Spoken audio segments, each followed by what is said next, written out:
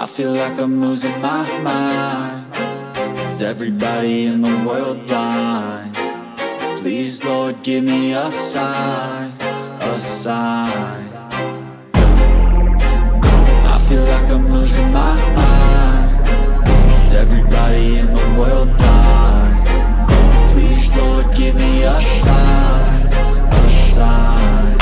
I wanna be the greatest. Everybody on the fake shit. I look around and feel like everybody is the fakest. I make this every day and I'm impatient, hoping one.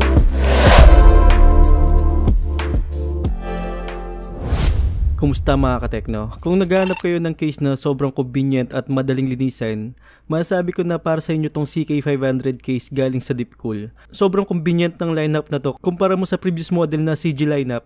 Kung yung CG540 at CG560 na i-open mo yung front panel para malinisan mo, dito sa CK500 meron siyang magnet para mas madali mong makuha yung dust filter at sobrang daling kunin nun. At napansin ko dito parang hindi lang siya basta-basta dust filter, parang nylon materials na ginamit dito sa filter na to. Pati rin dun sa power supply meron din tayong nylon na materials doon na dust filter. So yung case na to is white yung pinadala ni Deepcool, pero kung gusto nyo naman ng black, actually meron naman sila. Pero okay na ako dito sa white, sobrang malinis siyang tignan. Yung front panel ito is purong bakal siya o steel materials yung ginamit dito pero walang mga butas. Wala siyang mga bento kung anumang butas. Pero yung ventilation nito is napansin ko nasa gilid at malaki naman yung mga butas na yon at pumapasok naman yung hangin. Actually nung una ko nakita to parang alanganin ako dahil baka hindi pumasok yung hangin. Pero dun sa stress test ko nakakuha ako ng 51 degrees Celsius. So same performance pa rin sa ginawa ko sa CG560 na dati kong case. Actually yung CG560 may mga crossbench yun pero ito is plain lang talaga pero pareho lang yung temperature na nakuha ko dun sa stress test natin. Pero kung di nyo naman trip yung ganitong case, medyo alanganin kayo sa design para sa cooling mechanism nito. Meron naman ako i-unbox sa inyo na CK560 na halos katulad ng specs ng CK500. Ang pinagkaiba lang ng CK500 sa CK560, yung 560 is meron siyang air vent o ventilation design. Kaya abangan yung unboxing natin dito sa CK560, baka mas lalo nyo magustuhan kumpara mo sa CK500. Isa pang nagustuhan ko dito sa case na to, sa front IO niya, meron siyang kasamang Type-C port. Mas convenient at mabilis mag-transfer ng files gamit tong Type-C port na to. Then sa front IO pa rin, meron tayong dalawang USB 3, yung power button, then yung mic audio input. Then meron din siyang reset button na hindi ko nakita sa previous model na CG560 at CG540 ni case. Hindi ko alam kung bakit walang reset button yun. Pero nasabi ko nga before na hindi masyadong naggamit yung mga reset button sa ngayon. Pero good thing meron pa rin silang reset button dito. Kumpara mo sa mga CG lineup na walang ganong button. Then additional mo na rin yung GPU holder nito na wala dun sa previous model. If ever na malaking GPU mo, good thing may support nga to para sa GPU. Ang support length nito is 380mm. Actually, sobrang laki ng binigay ni space para sa GPU. Parang halos di naman naabot ng 300mm yung ibang graphics card. Well, keep in mind na mid-tower case lang to, but supported siya ng E80X na motherboard. Actually, yung E80X parang sa full tower case lang yun, pero dito supported na siya. Then sa size ng motherboard, supported din siya ng mini ATX, micro ATX, ATX motherboard, at yung E80X nga na pinakamalaking motherboard sa market. Actually, hindi pa ako nakakita ng E80X motherboard. Pero sana someday makapag-unbox din tayo ng E80X. At itest natin yung space nito sa ganitong kalaking motherboard. Then sa cable management natin, meron tayong dalawang rubber grommets dyan para sa lusutan ng mga cables natin. At dalawang butas dun sa button part. Pero medyo nagkukulangan ako sa dalawang butas na to.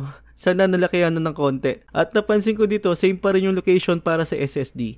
Na kailangan mo munang ikabit yung SSD bago mo ikabit yung motherboard. So kung kailangan mong alisin yung mga SSD, kailangan mong tanggalin muna yung motherboard mo para matanggal mo yung mga SSD mo. Sobrang hassle. Actually, reklamo na to sa previous model at sana nagawa ng paraan to. Siguro nagbago lang dito, meron siyang rubber support para sa SSD natin. Kung ayaw nyo naman maglagay dyan, meron namang isang option dyan.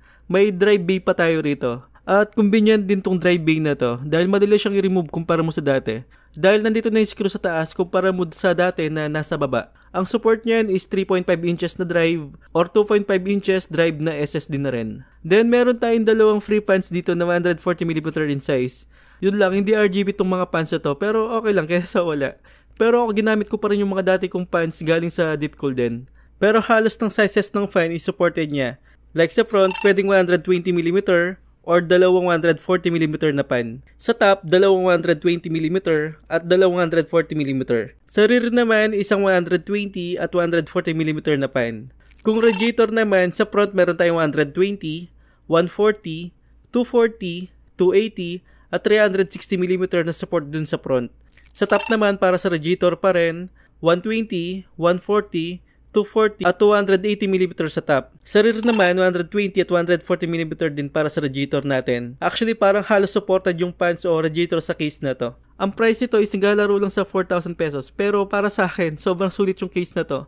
May kabigatan pala to, nasa 8 kg siya. Dahil purong bakal yung materials ito. At napansin ko dito, yung front panel sa gitna, yun lang yung plastic materials. Kung bibili nyo yung case na to, meron siyang kasamang manual, mga screws, tie cables para sa mga cable natin. Then yung mga cables ito para sa motherboard is the reset button, mic audio input, cable para sa USB 3, Type-C port, at luckily meron akong port na ganito. Check nyo kung supported yung port na to sa motherboard nyo. Then reset button at power button. Masabi ko dito sobrang linis tignan at sana white din yung loob nito instead of black. Mas lalo sana mag-shine yung RGB natin, diba? Pero siguro next time baka pure white na to. Then sa taas niyan, may dust filter tayo at vibration at meron din siya magnet. Sobrang recommended ko tong case na to.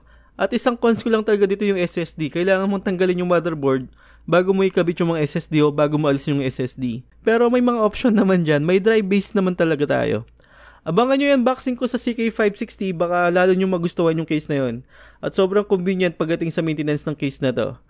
So once again, sana nakatulong ako sa inyo. This is Paul Tech TV. On the side.